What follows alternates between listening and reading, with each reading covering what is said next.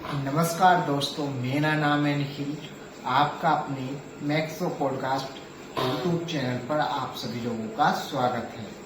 हार्दिक अभिनंदन है आपका इस चैनल पर। ठीक है, जो लोग नए हैं हमारी इसी प्रकार की वीडियो के लिए सब्सक्राइब कर लीजिएगा चैनल। ठीक है, चलते हैं आज की एक अपनी जो सत्य घटना पर आधारित है, एक स्टोरी है जो कि मेरे एक मित्र है उन पर घटित हुई है। उन्होंने मुझे ये स्टोरी शेयर की है, बट उन्होंने अपना नाम बताने के लिए मना किया है। ठीक है, तो मैं उनका नाम नहीं बताऊंगा।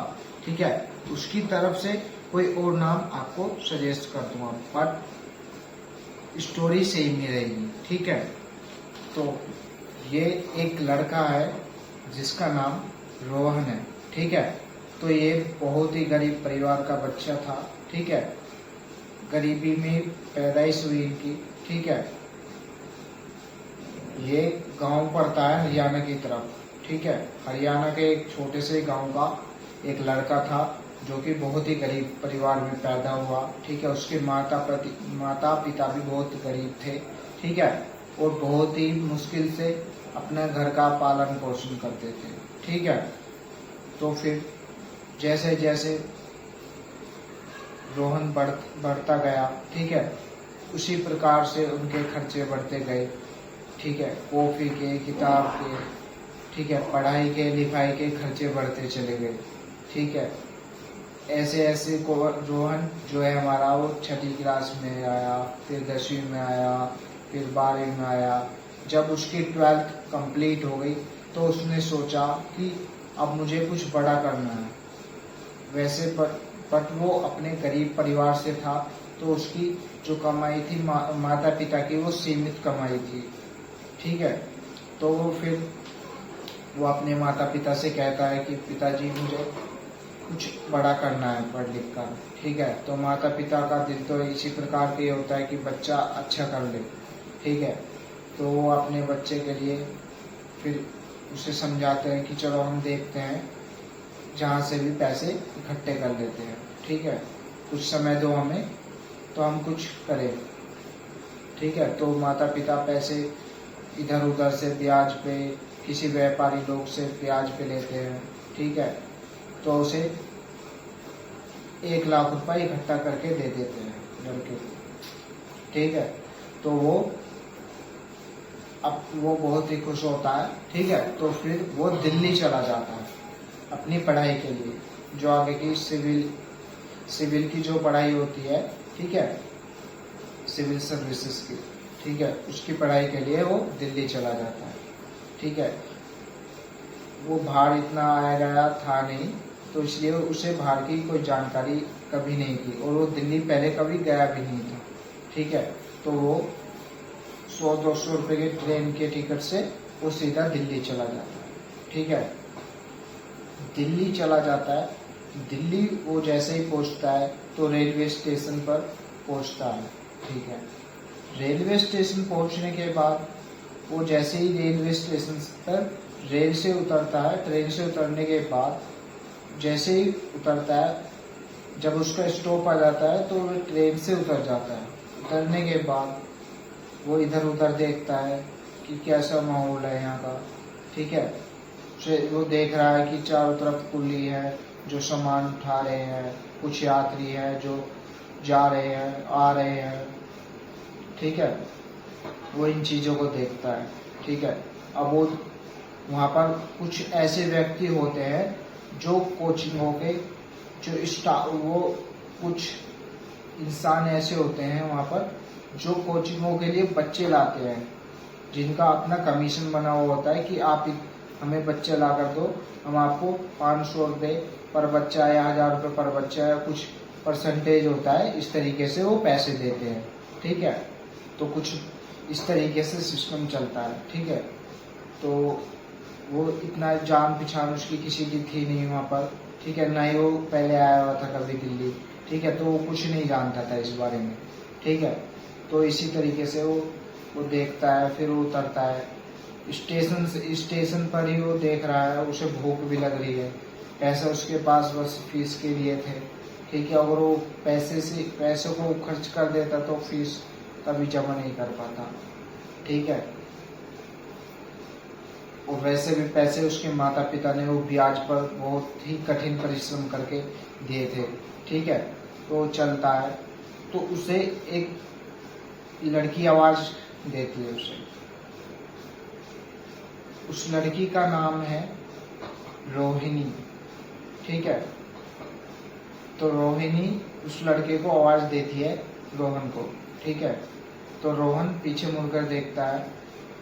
रोहिणी कहती है कि क्या आप भी शहर में नए हो? रोहन कहता है हाँ, मैं भी नया हूँ। तो रोहिणी कहती है कि आप लगता है किसी चीज की तलाश में आए यहाँ पर। तो रोहन कहता है कि मैं यहाँ कोचिंग करने आया हूँ यहाँ पर, ठीक है, सिविल सर्विसेज की पढ़ाई के लिए, ठीक है। तो वो बातें करते हैं आपस में, ठीक है। तो रोहन को ऐसे लगता है कि एक अनजान लड़की मुझसे बात कर रही है, यानी कि उसे अच्छा लगता है, ठीक है। तो उसे कुछ कहता नहीं है, ठीक है।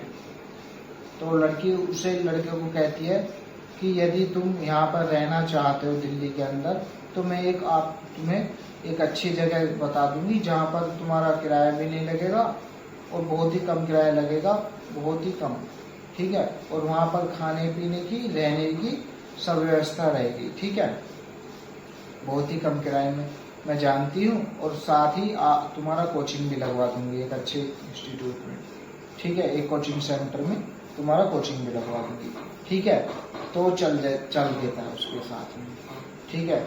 तो दिल्ली की गलियों में उसे ले जाती है। तो वो एक इस तरीके का बाजार होता है, बाजार से हटके बाजार में को लेके जाती है, उसे गलियों में को लेके जाती है।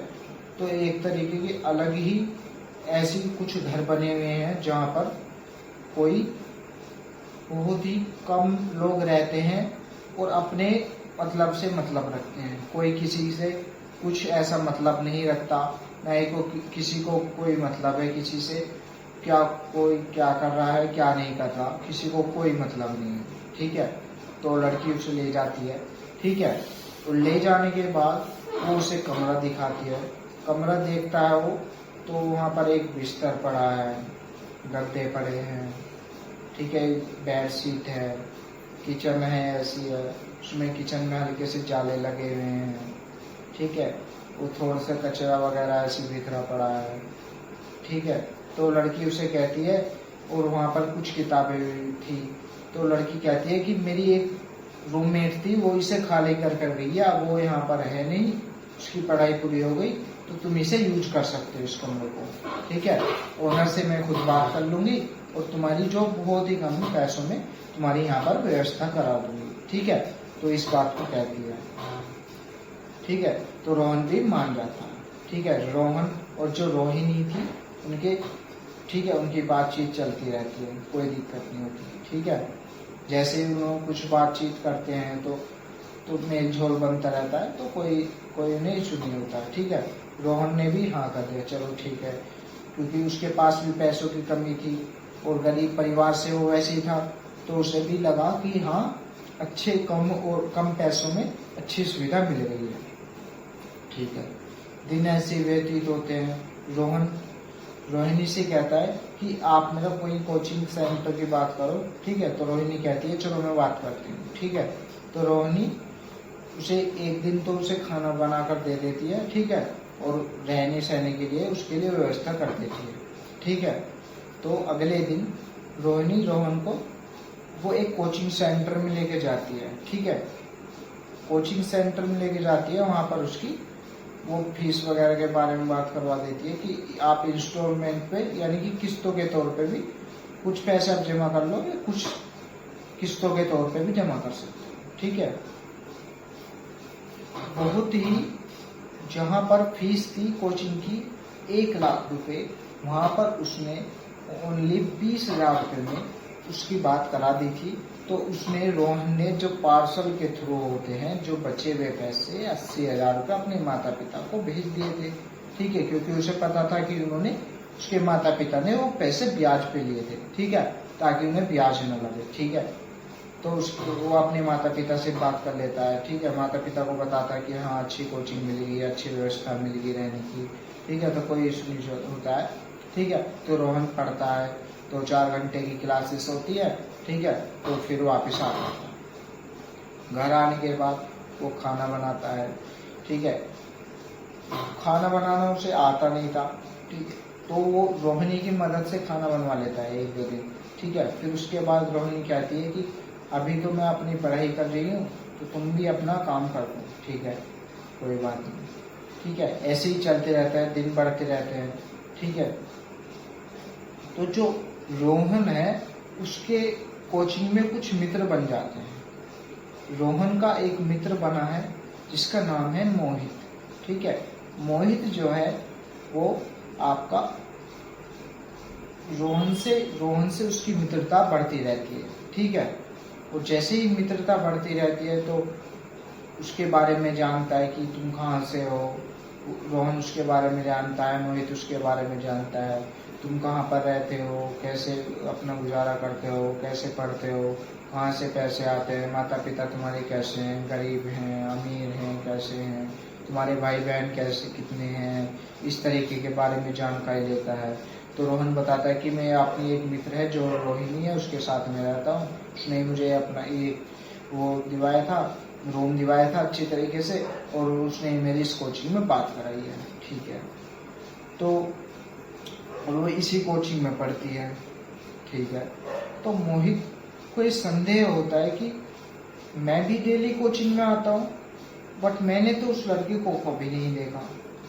तो इस बात को उससे कहता नहीं है, वो अपने घर चला जाता है, सब अपने घर चले जाते हैं, रोहन भी और मोहित भी, ठीक है।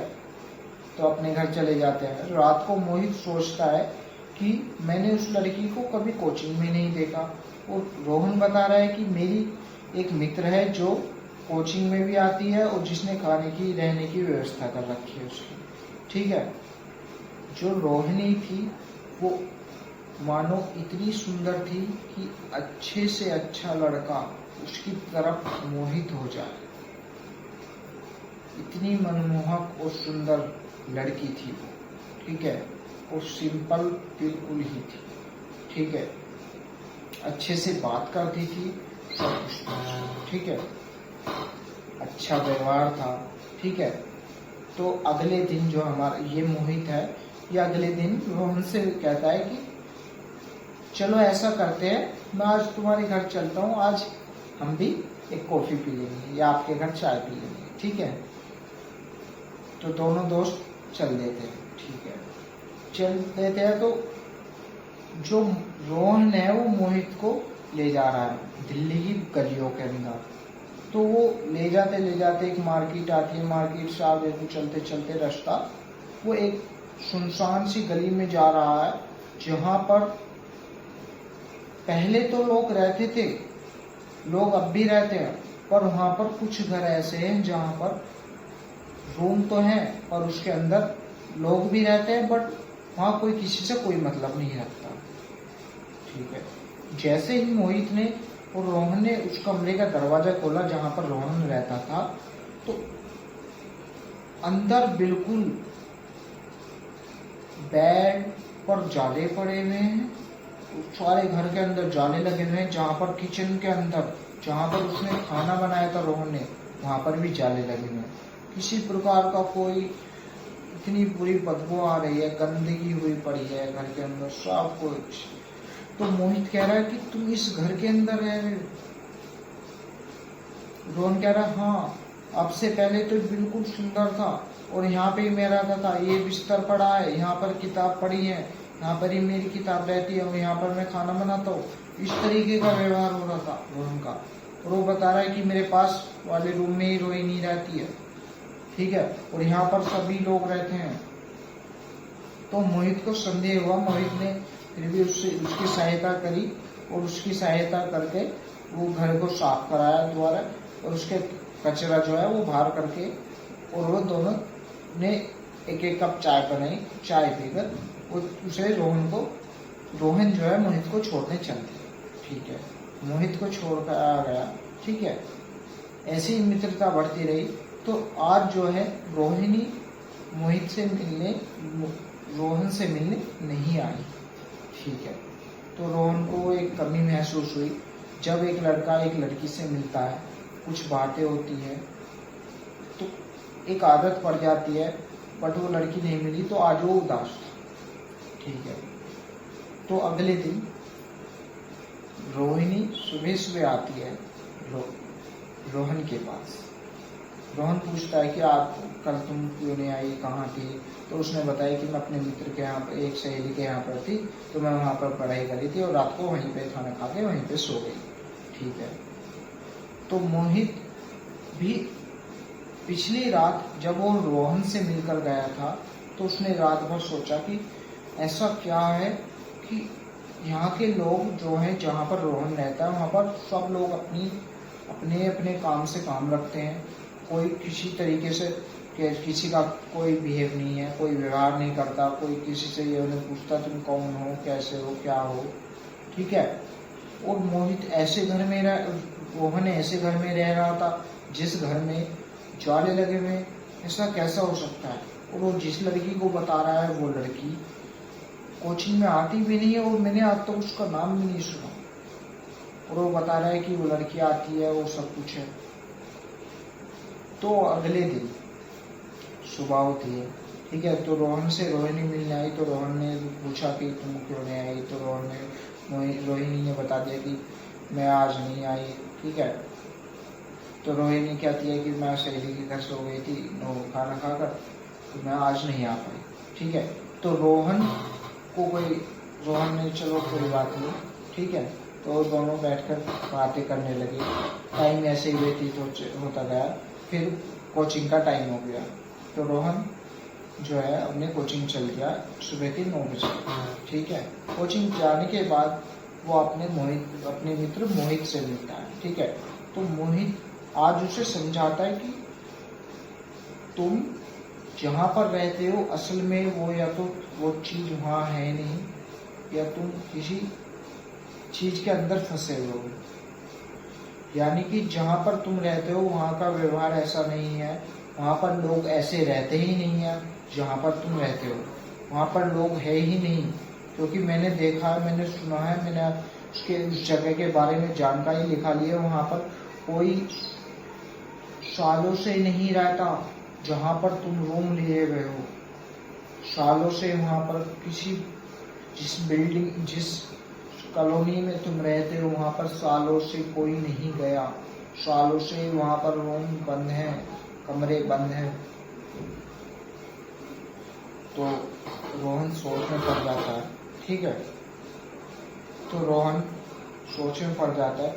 जैसे ही मोहित ने रोहन के बारे में रोहन को इतना बताया, तो मोहित की जो है वो तबीयत बिगड़ती चली गई। उसकी तबीयत खराब हो गई घर जाने की। ठीक है, तो रोहन घर आया, आपने नाश्ता करा, खाना खाया, रोहिणी मिल गई थी। ठीक है, तो उससे बातचीत करी। ठीक है, बातें ऐसी बढ़ती गई। ठीक है, तो अब जो है रोहन की और मोहित की दोनों की तबीयत जो है बिगड़ती चली गई। उनकी तबीयत खराब रहने लगी, कोचिंग नहीं जाना, छुट्टी हो रही थी। ठीक है, तो रोहन को जो था वो बहुत ही गरीब परिवार से तो वैसे ही था, तो उसे चिंता होने लगी कि मैं जिस पढ़ाई करने के लिए आया था वो पढ़ाई छूटती जा रही है। ठीक है, तो भैया वो करता है इस तरीके से, वो अपने माता पिता से बात करता है कि मेरे इतने दिन हो गए हैं, ऐसे हैं। तो उसके माता पिता कहते हैं या तो तुम एक काम करो, 2-4 दिन की छुट्टी लेकर आ जाओ। ठीक है, रोहन की तबीयत बहुत ही खराब होने लगी। ठीक है, तो मोहित ने अपने माता पिता को बताया कि ऐसे ऐसे मेरा एक मित्र है, उसकी तबीयत खराब होने लगी अब। ठीक है, तो वो इस तरीके के एक जो सालों से कॉलोनी बंद है उसके अंदर रह रहा है, एक लड़की उसके साथ रह रही है, जिस लड़की को कोई जानता तक नहीं है, उस लड़की के साथ वो रह रहा है। ठीक है, तो रोहन जो मोहित के माता पिता है तो उसकी सहायता करते हैं। तो रोहन से कहते हैं, रोहन को एक दिन वो बुला लेते हैं। रोहन आ जाता है उनके घर, तो खाना वाना खाता है और वहीं पे सोता है। तो रोहन के मोहित के माता पिता रोहन को समझाते हैं कि तुम एक काम करो, हम तुम्हारे माता पिता से मिल लेते हैं, हम तुम्हारे गांव छोड़ आते हैं तुम्हें 2-4 दिन के लिए, ठीक है। जब तुम्हारी तबीयत अच्छी हो जाएगी तो तुम आ जाना अपनी पढ़ाई करने, ठीक है। तो वो जाता है, ठीक है। तो वो अपने जैसे ही गाँव में जाता है तो उसके माता पिता चिंतित रहते हैं। तो माता पिता जो माँ थी उसकी, वो बहुत ही चिंता में रहती थी उसके लिए, ठीक है। तो माँ ने उसकी, जब वो आ गया तो माँ ने उसकी नज़र उतारी, उसे डॉक्टर को दवाई दिलवाई, दवाई से आराम नहीं लग रहा, वो तबीयत भी और बिगड़ती जा रही है, ठीक है। तो माता पिता तो होते चिंतित है, तो उन्होंने सोचा कि किसी बाबा को दिखा लिया जाए इसे। तो पास में एक मंदिर था जो कि भोलेनाथ का था, ठीक है। वहाँ पर एक संत रहते थे, ठीक है, जो बहुत ही पुराने संत थे, ठीक है। और वो पूजा वगैरह भी करते थे, ठीक है। तो उन्होंने उसे दिखाया, तो उन्होंने बताया कि अभी मैं इसे देख लेता हूँ, कुछ समय लगेगा, मैं इसके बारे में बताता हूँ कि इसके साथ आखिर हुआ क्या है, बट इसके साथ कुछ ना कुछ तो ऐसा हुआ है जिससे ये परेशान है, ठीक है। तो उसके बारे में देखते हैं, ठीक है। पूरे 3 दिन का उसे समय लगता है उस संत को देखने में, और वो 3 दिन बाद उन्हें बताता है कि ये लड़का अभी संकट के अंदर है, ठीक है। और वो माता पिता से अकेले में मिलता है, ठीक है। उन्हें बताता है कि जहाँ पर ये कोचिंग करने गया, वहाँ पर जैसे ही ये दिल्ली के रेलवे स्टेशन से उतरा, ट्रेन से उतरने के बाद इसे जिस लड़की ने इससे बात करी, जिस लड़की ने इसे कोचिंग दिलाया, रूम दिलवाया, आखिर में वो लड़की ही नहीं, वो लड़की तो कई साल से मर चुकी है। हालांकि वो लड़की थी पहले, बट वो किसी कारणवश वो फेल हो गई थी। तो वो पढ़ाई करने गई थी, वो भी दिल्ली, वो फेल हो गई थी। तो उसकी किसी कारणवश मृत्यु हो गई थी कार के एक्सीडेंट में, कार ने उसे कुचल दिया था, तो वो मर गई थी, ठीक है। तो उसकी एक अधूरी इच्छा ही रह गई थी, ठीक है। तो वो इस लड़के से मिली ही, ठीक है। और जैसे ही इसे रोहन को मोहित ने बताया कि इस तरीके से है, तो मोहित की भी तबीयत खराब कर दी उसने, और रोहन की भी कर दी, ठीक है। और वो अब इससे इतना प्रेम करती है कि इसे वो अपने अंदर ही अंदर पति मान चुकी है, इसका पीछा बिल्कुल नहीं छोड़ने वाली, ठीक है। तो माता पिता रोने लगे कि हमारे बच्चे को बचा लो, हमारे बच्चे को बचा लो, किसी भी तरीके से बचा लो, चाहे पैसे ले लो, चाहे हमें गिरवी रख लो, हम आपकी पूरी जिंदगी भर सेवा करेंगे, हमारे बच्चे को बचा लो। हाथ जोड़ने लगे, तो आंसू से भर गए, बहुत बुरी हालत हो गई इनकी कि हमारे बच्चे को बचा लो, एक हमारा बच्चा है, हम गरीबी में गुजारा कर रहे हैं, हमें कुछ नहीं चाहिए इस संसार से, बस हमारे बच्चे को बचा लो। वो महादेव की कसम देकर कहते हैं उन्हें कि महादेव की कसम आपको, बाबा हमारे बच्चे को बचा लो। तो बाबा खूब सोचते हैं, विचारते हैं, फिर वो बताते हैं कि मैं कुछ तो कर सकता हूँ, बट जो इच्छा होगी वो हमारे महाकाल महादेव की होगी, जो भी महादेव चाहेंगे अब वही होगा। तो वो उसे अगले दिन बुला लेता है। तो वो महान जो संत थे, तो उनके कुछ चेले थे जो बाहर से उन्होंने बुलाने के बाद उन्होंने मंदिर के अंदर पूजा हवन के लिए सामग्री लगाई, ठीक है। उस लड़के को बिठाया, चारों तरफ जो उनके चेले थे उन्हें बैठाया, हवन की सारी सामग्री बनाई, एक गोला बनाया जिसके अंदर उस लड़के को बैठा लिया गया जिससे वो भागे ना, ठीक है।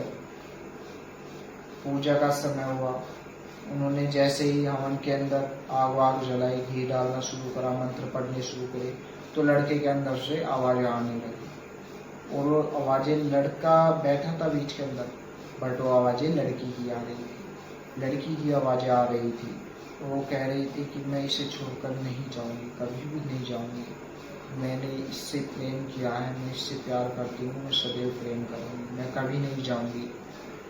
तो उस बाबा ने उन्हें उस लड़की को समझाया कि अभी बच्चा है, अगर तू अच्छी आत्मा है तो तू इसका सदैव भला चाहती है तो तू इसे छोड़ दे, क्योंकि तेरा मकसद अगर प्रेम है तो प्रेम के अंदर त्याग जरूर होता है, और जो त्याग नहीं कर सकता वो प्रेम कभी नहीं होता है। तो लड़की भावुक हो गई और वो फिर चली गई। पर उस लड़की ने उस बाबा से कहा कि मैं इसकी सदैव संकट में भी रक्षा करूंगी, मैं आज तो जा रही हूँ पर मैं हमेशा इसकी मदद करूंगी, कभी भी संकट में ये पड़ जाएगा तो मैं इसकी सदैव ही मदद करूंगी, किसी प्रकार का इसे कोई भी इसका कोई भी कष्ट नहीं दे पाएगा इसे किसी प्रकार का। ठीक है, तो बच्चा बेहोश हो गया, रोहन जो है बेहोश हो गया। ठीक है, बेहोश होने के बाद उसे पानी पिलाया गया, कम से कम 15-20 दिन तक उसे वो खाट पे पड़ा रहा। ठीक है, उसकी दवाई गोली हुई, उसे अच्छी तरीके से खाना पीना खवाया गया। ठीक है, जूस वगैरह पिलाए गए। ठीक है, और अच्छा खाना दिया गया उसे। ठीक है, तो कुछ दिनों बाद, महीने 2 महीने बाद उसकी तबीयत अच्छी हो गई। ठीक है, तो आज वो अच्छी तरीके से अपनी जीवन व्यतीत कर रहा है। अब भोलेनाथ की दुआ से वो एक IAS ऑफिसर या सिविल सर्विसेज में तो जा नहीं पाया है, बट वो अभी एक हरियाणा पुलिस के अंदर एक कांस्टेबल है। ठीक है, और आज अपने माता पिता के साथ वो अपना अच्छा जीवन व्यतीत कर रहा है। ठीक है, यदि आपको ये कहानी अच्छी लगी तो इस चैनल को सब्सक्राइब कर लीजिएगा, max of podcast YouTube channel पर सब्सक्राइब कर लीजिएगा, वीडियो को लाइक कीजिएगा। मिलते हैं नेक्स्ट पॉडकास्ट में, आज के लिए धन्यवाद। जय हिंद, जय भारत।